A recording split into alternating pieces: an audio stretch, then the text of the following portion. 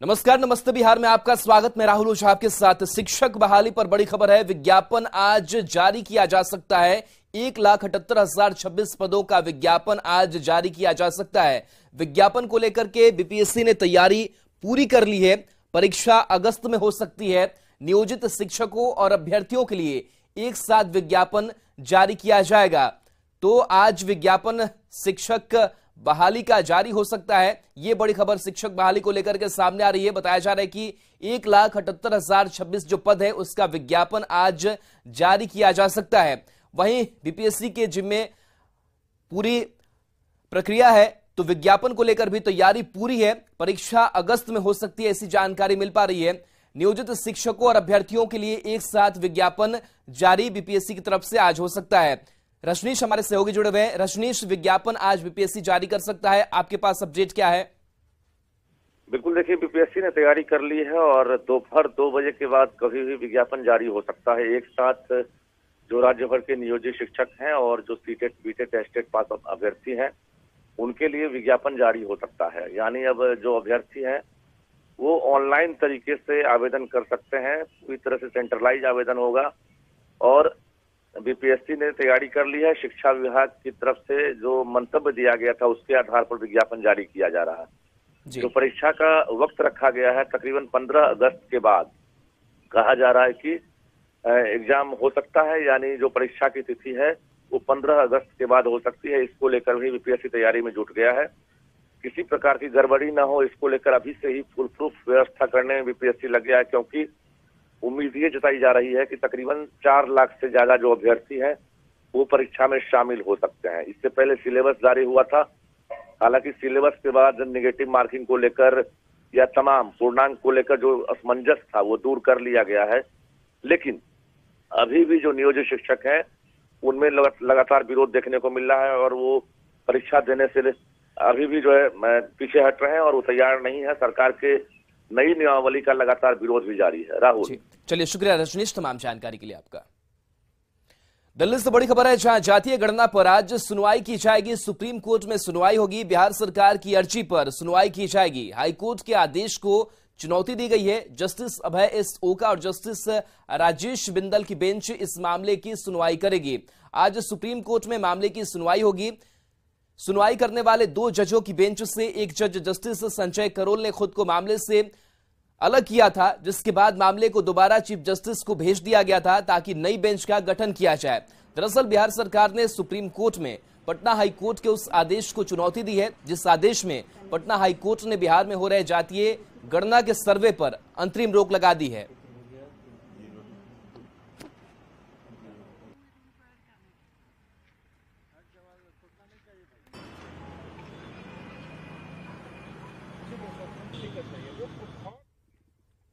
इधर जातीय गणना को लेकर आरजेडी अध्यक्ष ने ट्वीट किया है। लालू प्रसाद ने लिखा है कि केंद्र सरकार घड़ियाल की गिनती कर लेती है, लेकिन देश के बहुसंख्यक गरीबों, वंचितों, उपेक्षितों, पिछड़ों और अति पिछड़ों की नहीं। आरएसएस बीजेपी देश के ओबीसी को जानवरों से भी बदतर मानती है, इसलिए इन्हें जातीय गणना और जातीय सर्वे से दिक्कत है। बीजेपी को पिछड़ों से इतनी नफरत और दुश्मनी क्यों है? ये लालू प्रसाद यादव का ट्वीट जातीय गणना पर।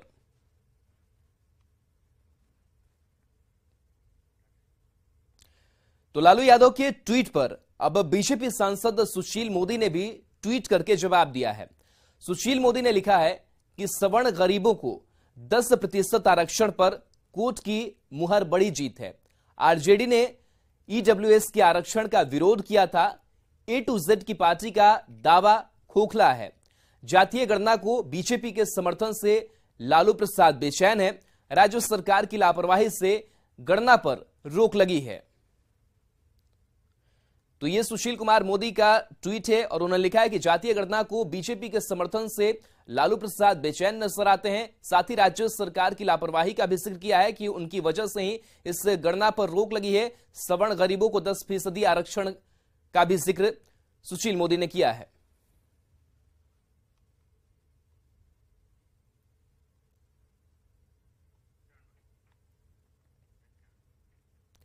पटना के तरेत मठ में हनुमंत कथा के समापन के बाद बागेश्वर बाबा अपने धाम लौट आए हैं।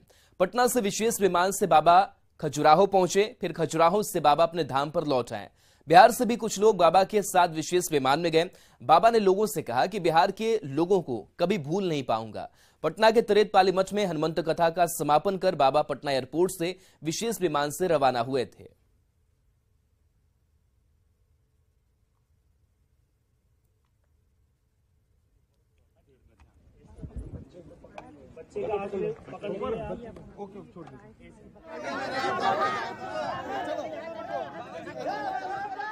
तो ये तस्वीर देखिए, जब विशेष विमान से उड़ान भरने वाले थे बागेश्वर बाबा, उससे पहले भी यहां भी लोग इन तस्वीरों को कैद करते हुए अपने मोबाइल में नजर आए और बाबा ने हाथ हिलाकर के अभिवादन किया है। बिहार के भी कई लोग बाबा बागेश्वर के साथ गए। तो ये तस्वीर जब कथा समापन के बाद पटना से बाबा रवाना हुए हैं।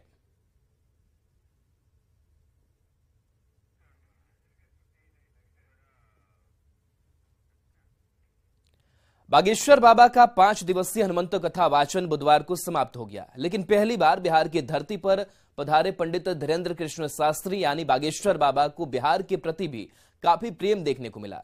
कथा वाचन के आखिरी दिन बाबा ने कई बार बिहार और बिहार के लोगों का नाम लिया और अलग अंदाज में जवाब भी दिया।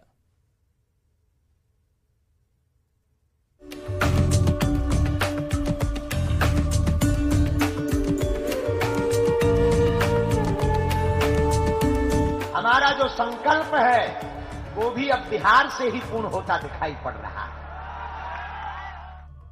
बागेश्वर बाबा ने 5 दिनों तक पटना के तरेतपाली गांव में हनुमंत कथा की दिव्य दरबार लगाया। बाबा के कार्यक्रम में भक्तों का सैलाब उमड़ पड़ा।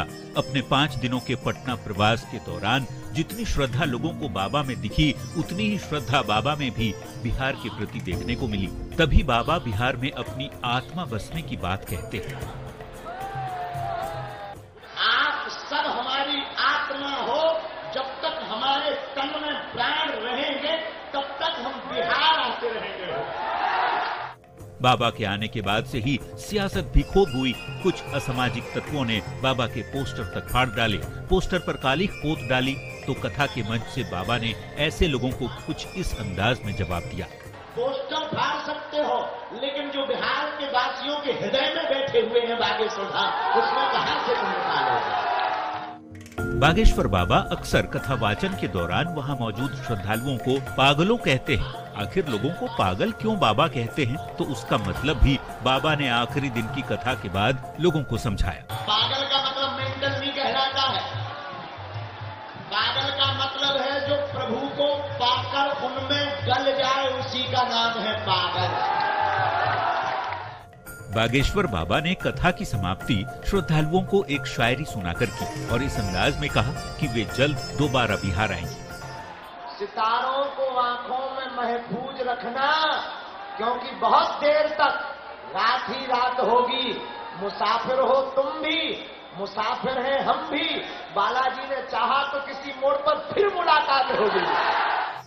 नौबतपुर के तरेत मठ में हनुमंत कथा का समापन भले हो गया, पर पंडित धीरेन्द्र शास्त्री को सुनने और देखने के लिए भक्तों का उत्साह देखते ही बढ़ रहा था।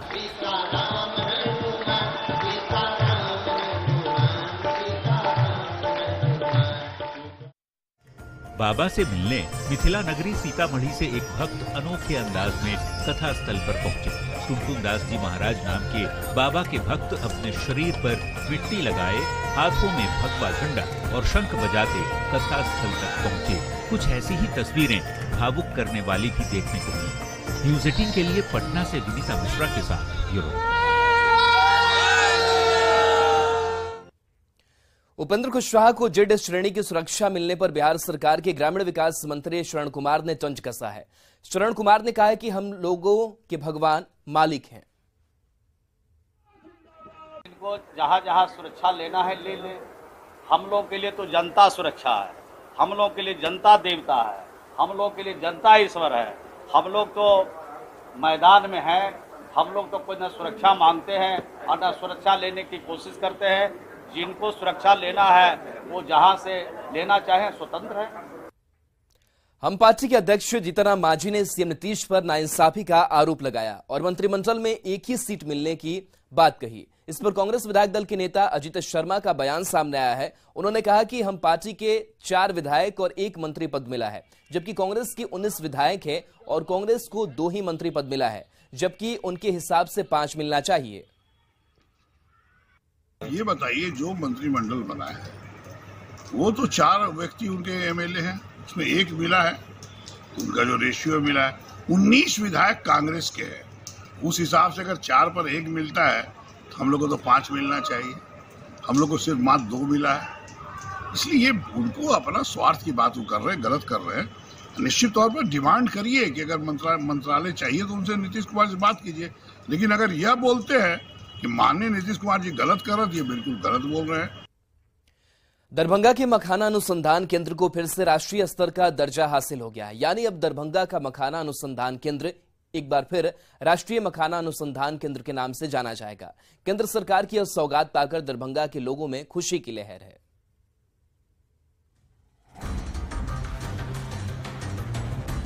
दरभंगा का मखाना अनुसंधान केंद्र अब राष्ट्रीय स्तर पर वापस अपना गौरव धारण कर चुका है। दिल्ली से जब ये खबर दरभंगा पहुंची तो खुशी की लहर दौड़ पड़ी। खुशी इस बात की कि अब फिर से दरभंगा के मखाना अनुसंधान केंद्र को राष्ट्रीय मखाना अनुसंधान केंद्र के नाम से जाना जाएगा।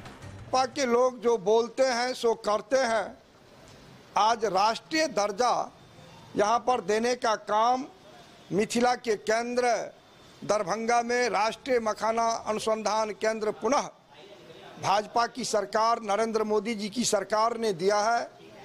स्वर्गीय प्रधानमंत्री अटल बिहारी वाजपेयी की सरकार में दरभंगा मखाना अनुसंधान केंद्र को राष्ट्रीय दर्जा मिला था। यूपीए सरकार के दूसरे कार्यकाल में इस दर्जे को खत्म कर दिया गया था। ऐसे में मखाना अनुसंधान केंद्र को फिर राष्ट्रीय दर्जा मिलना दरभंगा वासियों के लिए किसी सौगात से कम नहीं। इस अनुसंधान केंद्र में मखाना के अलावा विभिन्न जलीय उत्पादों पर भी शोध होगा ताकि वो और उन्नत हो सके। जो जल में होने वाला जलीय उत्पाद है, जैसे सिंघारा, जैसे मछली, मखाना, अनेक ऐसे जलीय उत्पाद, सारे का रिसर्च सेंटर यहाँ पर बनाने का काम भारत सरकार ने की है और 8 करोड़ मिथिला वासियों में आज खुशी की लहर है और 8 करोड़ मिथिला वासियों के तरफ से मखाना दरभंगा की पहचान है और अब इस पहचान को राष्ट्रीय अनुसंधान के जरिए देश और दुनिया के पटल पर रखने में बहुत मदद मिलेगी। न्यूज़ 18 के लिए दरभंगा से विपिन कुमार दास की रिपोर्ट। बड़ी खबर बेगूसराय से, जहां 3 दिन से लापता नाबालिग लड़की का शव पुलिस ने कुआं से बरामद किया है। घटना साहेबपुर कमाल थाना क्षेत्र के सादपुर बहियार की है। मृत लड़की की पहचान सादपुर गांव के रहने वाले रामचंद्र मोची के 16 वर्षीय पुत्री नेहा कुमारी के रूप में की गई है। फिलहाल पुलिस ने शव को अपने कब्जे में लेते हुए पोस्टमार्टम के लिए बेगूसराय सदर अस्पताल भेजा है और आगे की कार्रवाई में जुटी हुई है। तो नाबालिग लड़की का शव बरामद किया गया है। लड़की लापता थी, 3 दिन से लापता थी, जिसके बाद से शव बरामद किया गया है। वहीं पुलिस आगे की कार्रवाई करने में जुटी हुई है। परिजनों में चीख पुकार मची हुई है। बताया जा रहा है कि कुएं से इस लड़की का शव बरामद किया गया है। मृतक की पहचान नेहा कुमारी के रूप में की गई है। पटना से बड़ी खबर है, जहां मिलर हाई स्कूल का अगवा छात्र मिला है। पुलिस ने छात्र को बरामद किया है। जक्कनपुर इलाके से छात्र बरामद किया गया है। 4 किडनैपर गिरफ्तार भी किए गए। इस मामले में पैसे के लिए बताया जा रहा है कि अपहरण किया गया था। अपहरण के बाद 6 लाख की फिरौती की मांग की गई थी। तो ये खबर बता रहे पटना से, जहां मिलर हाई स्कूल का अगवा छात्र बरामद कर लिया गया है। पुलिस ने छात्र को बरामद किया है। साथ ही किडनैपर की भी गिरफ्तारी इस मामले में हुई है। जक्कनपुर इलाके से छात्र बरामद किया गया है। 4 किडनैपर को भी पुलिस ने गिरफ्तार कर लिया है। इसको लेकर इनके पिताजी को थाना पर बुलाया गया, उनसे पूछताछ की गई। पिताजी रंजीत पासवान को अठन्नी पासवान, पिता कैलाश पासवान, ये रहने वाले हैं कमला नेहरू नगर कोतवाली के। जो फ़ोन नंबर इनके पास पहले से उपलब्ध भी था, तो उस समय जानकारी मिली कि एक धर्म कुमार नाम का व्यक्ति है जो इनके पिता का जान पहचान में भी था। खबर दरभंगा से, जहां तेज आंधी के साथ जोरदार बारिश हुई। बारिश के बाद लोगों को गर्मी से राहत मिली है। बारिश के बाद मुख्य सड़क पर पानी जमा हो गया है। आंधी की वजह से बिजली आपूर्ति भी बंद कर दी गई। तो ये तस्वीर आपको दिखा रहे हैं जहां पर तेज आंधी के साथ बारिश हुई है और इस दौरान बिजली की आपूर्ति भी बंद कर दी गई। हालांकि भीषण गर्मी से लोगों को राहत जरूर मिली है।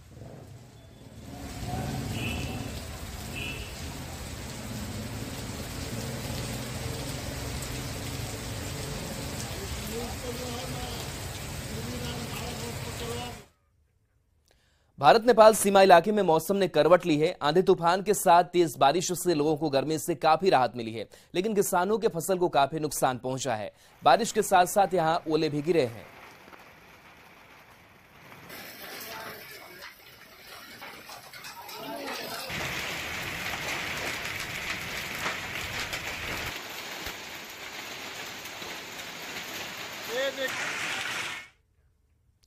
कैमूर में प्रेम प्रसंग के बाद शादी हुई, लेकिन अब लड़का लड़की को साथ रखने को राजी नहीं है। शादी के 5 महीने बाद ही लड़का लड़की को स्टेशन पर छोड़कर फरार हो गया। लड़की का आरोप है कि उससे घर वाले दूसरी शादी कर रहे हैं। पीड़ित लड़की ने थाने में प्राथमिकी दर्ज कराई है, जिसके बाद पुलिस पूरे मामले की छानबीन में जुटी हुई है। मैरिज हुआ था, 5 महीना हो रहा है शादी का। उनके पापा बोलते थे कि तुम उसको छोड़ दो, हम तुमको दूसरी लड़की से शादी करा देंगे। यहाँ तक कि उनका मेरा शादी के बाद भी उनका दूसरी लड़की के साथ बरछिया हो चुका था और तिलक में सामान वगैरह सब मिला हुआ था। तो मेरे को पता जब चला तो मैं उस चीज़ को रिटर्न कराई और फिर अभी भी कंटिन्यू ये सब चल रहा है। भोजपुर में एक विवाहिता के साथ उसके पड़ोसियों ने पहले रेप किया और फिर बात ना खुल जाए इसके चलते महिला की हत्या कर शव को ठिकाने लगा दिया। 15 मई की रात हुई इस घटना से इलाके में सनसनी फैल गई है। मृतका के पति ने थाने में शिकायत की है, जिसके बाद पुलिस एक्शन में आई और मामले की जांच शुरू की। पुलिस ने 2 आरोपियों को गिरफ्तार किया है, जिसके निशानदेही पर शव को जब्त किया गया। हम लोग अन्य अगल बगल से जो भी सूचनाएं संकलन कर रहे हैं, क्योंकि ये मुसहर जाति से आती थी महिला, तो उससे संबंधित जो भी हम लोग का अगर कोई मुआवजा का जो अन्य प्रस्ताव होगा वो भी हम लोग देखेंगे। हालांकि अभियुक्त भी इसमें दोनों जो हैं ये उनके अड़ोसी पड़ोसी हैं, उसी टोले के। और चलिए न्यूज़ 18 बिहार झारखंड पर खबरों का सिलसिला लगातार जारी है।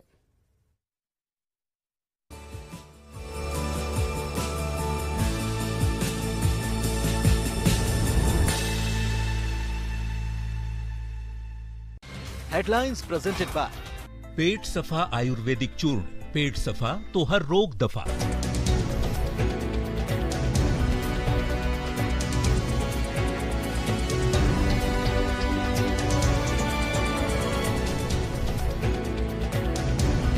हेडलाइंस प्रेजेंटेड बाय पेट सफा आयुर्वेदिक चूर्ण। पेट सफा तो हर रोग दफा।